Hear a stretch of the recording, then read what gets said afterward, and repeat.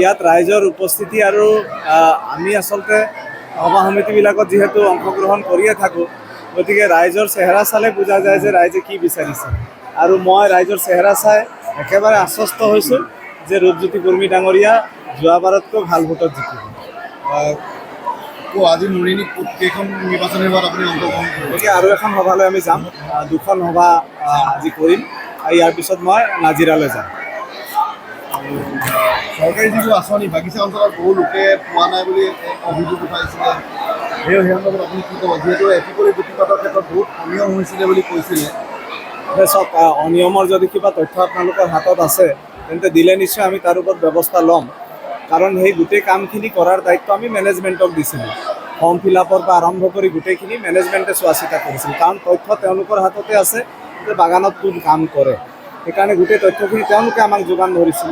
যদি ক'ৰবাত কিবা তথ্য আপোনালোকৰ হাতত আছে, কিবা অনিয়ম হোৱা, আপোনালোকে যদি আমাক দিয়ে আমি লগে লগে একশ্যন ল'ম। আৰু কিছু মানুহ নিশ্চয় বাদ পৰি গৈছিল, সেইটো হয়।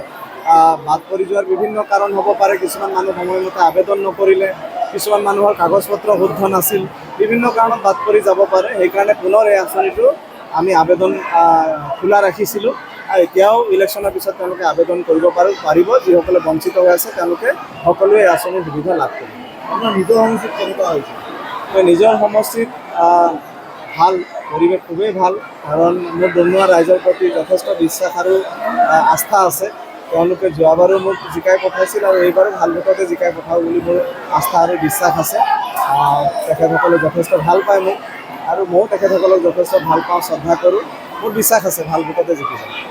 ৰাইজৰ দলৰ সভাপতি অখিল কৈছে মৰিলতা আৰু আপুনি আজি উপস্থিত হৈ ৰাইজৰ দলৰ কেনেধৰণে অনুভৱ হৈছে? কৰিছে ৰাইজৰ সভাপতি দিব যদি আপুনি অখিল গগৈ ডাঙৰীয়াৰ কথা শুনে তেন্তে তেওঁতো বিজেপিৰ সকলো বিধায়কক আঁতৰাই দিম বুলি ক'ব। এতিয়া কিমান দূৰ বাস্তৱ হ'ব সেই সিদ্ধান্তটো ৰাইজেহে ল'ব। তেওঁতো সিদ্ধান্ত ল'ব নোৱাৰে, ময়ো সিদ্ধান্ত ল'ব নোৱাৰোঁ মই থাকিম নে আঁতৰিম। ৰাইজতকৈ ডাঙৰ আমি কোনো নহয়, ৰাইজেহে ডাঙৰ। গতিকে সেই সিদ্ধান্তটো 9 তাৰিখে ৰাইজেহে ল'ব যে ৰূপজ্যোতি কুৰ্মী ডাঙৰীয়া আঁতৰিব নে থাকিব।